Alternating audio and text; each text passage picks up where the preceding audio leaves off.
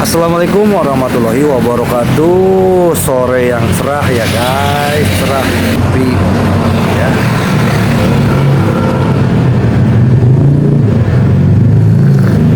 Rabu, tanggal 2 Oktober tahun 2024, bab 3269 meremehkanku. Bab 8651 sampai bab 8655. Saat ini, Duke Mining telah diblokir sepenuhnya oleh penyelidik resmi Maroko.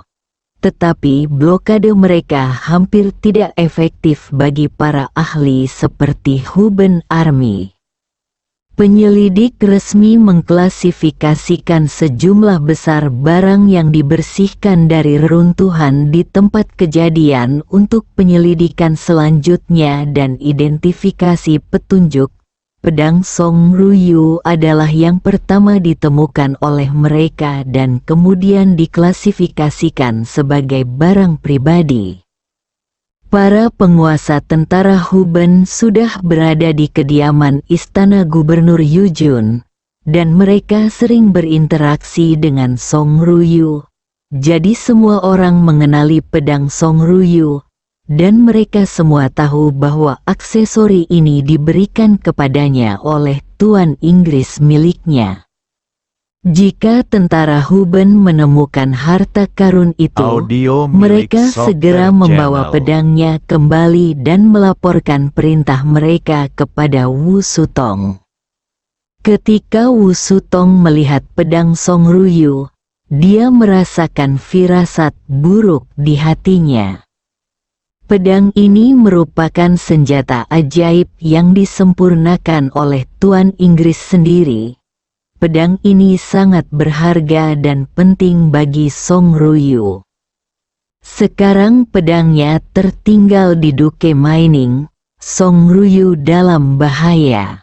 Wu Sutong menghela nafas, lalu bertanya kepada komandan tentara Huben, "Apakah Anda menemukan petunjuk berharga di Duke Mining?" Komandan segera berkata, "Kembali ke gubernur.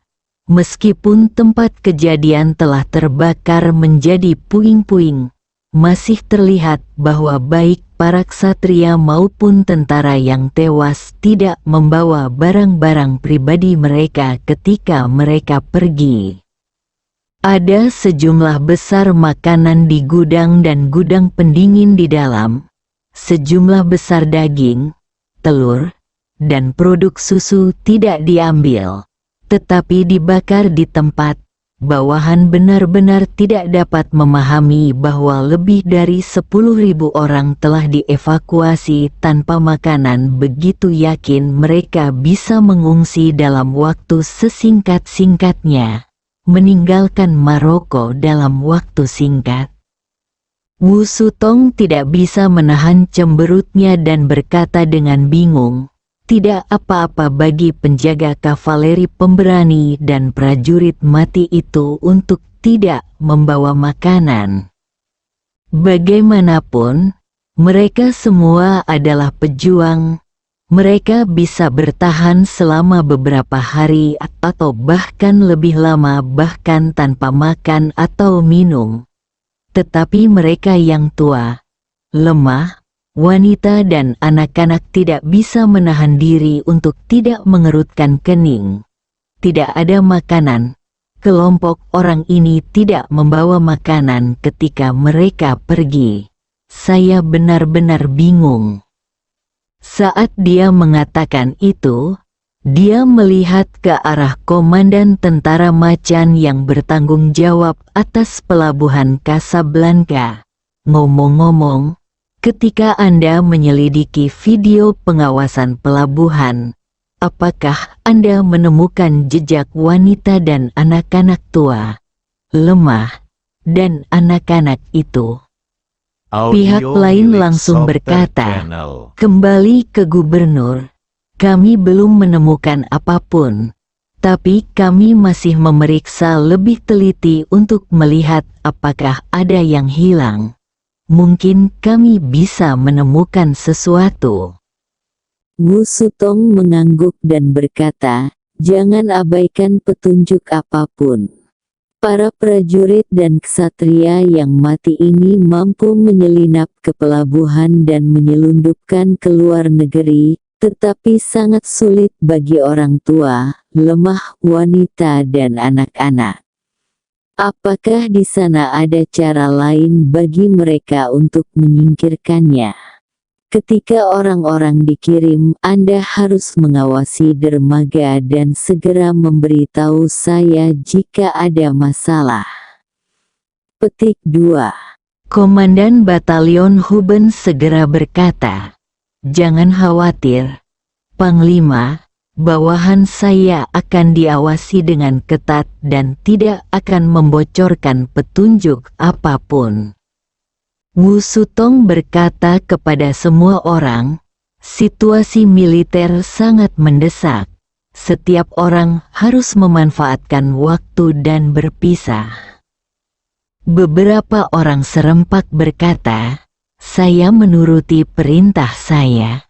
Kemudian, mereka berbalik dan pergi. Wu Sutong mengambil pedang Song Ruyu dan berkata kepada Yuan Cheng, "Jenderal Yuan, Anda bertanggung jawab menjaga tempat ini. Saya akan melaporkan situasi urusan Song Qian kepada Tuan Inggris." Yuan Cheng mengangkat tangannya dan segera mengusir Dong Mingqiao dan beberapa anak buahnya, sementara dia berjaga di luar pintu gudang.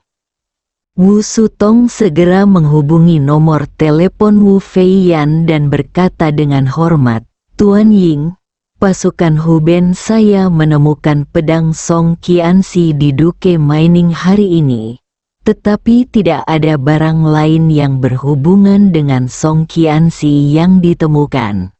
Petunjuk." Wu Feiyan mengerutkan kening dan bertanya, "Pedang yang saya sempurnakan juga merupakan senjata ajaib. Saya tidak bersedia memberikan pedang ini kepada Yun Ruge, dan pihak lain tidak mengambilnya. Ini karena dia meremehkan saya." Sesuatu. Wu Sutong tidak dapat memahami sirkuit otak Master Inggris itu. Menurutnya, bukankah akan menjadi hasil terbaik jika pedangnya ditemukan? Mengapa guru Inggris malah marah? Audio milik Soft Kemudian Channel. dia memikirkannya. Meskipun pahlawan itu kuat dan kejam, pada analisis terakhir dia tetaplah seorang wanita. Harga diri wanita selalu berbeda dengan pria. Mungkin dalam pandangannya, hal-hal yang dia anggap baik dibuang begitu saja, yang merupakan suatu kerugian baginya.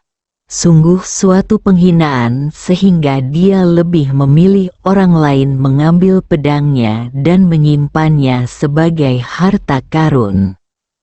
Oleh karena itu, Wu Sutong berkata dengan malu-malu, "Tuan Ying, bawahan saya merasa bahwa mungkin orang ini bodoh dan tidak mengenali hal baik ini.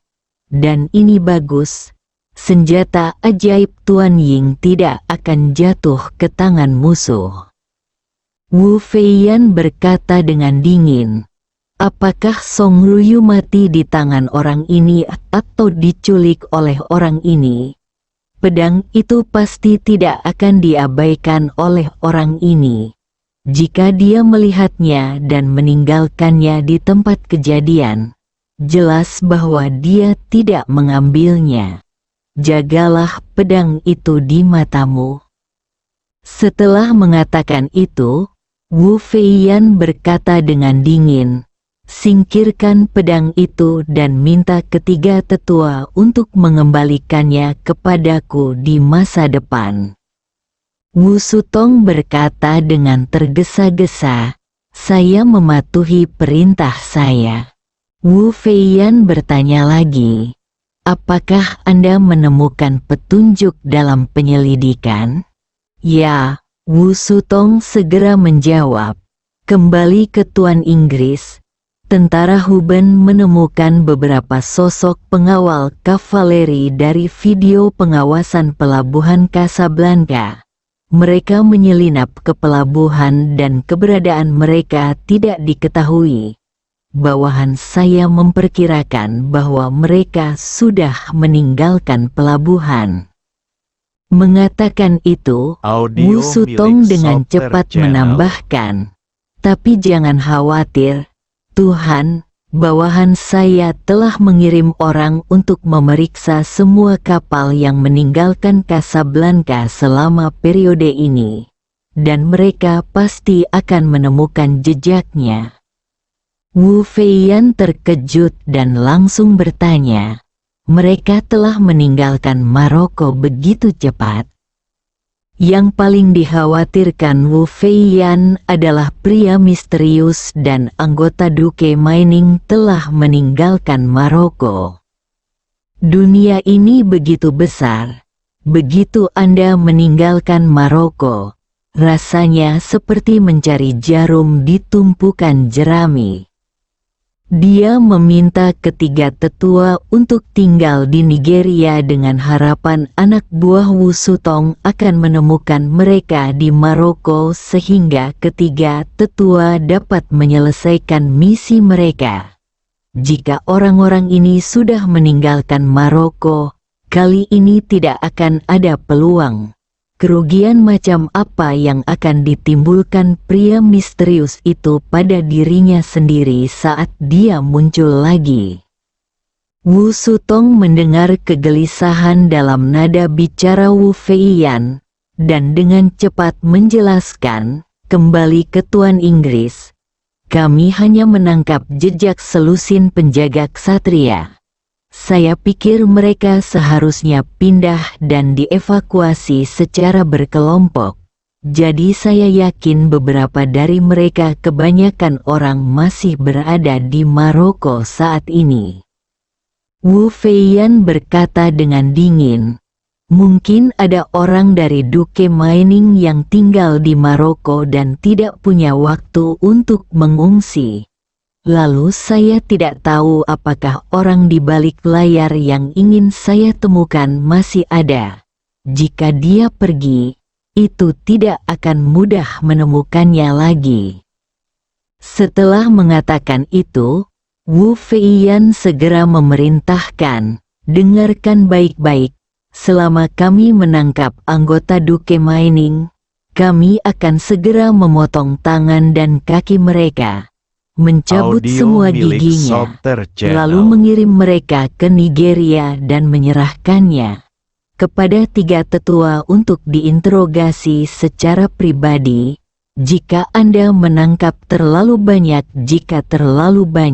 bunuh semua anggota keluarga di tempat dan kirim para ksatria dan tentara yang tewas ke Nigeria." Wu Sutong berkata dengan cepat, "Tuan Ying, jangan khawatir, bawahan saya akan berusaha sekuat tenaga untuk menangkap semua yang belum meninggalkan negara." Bersambung,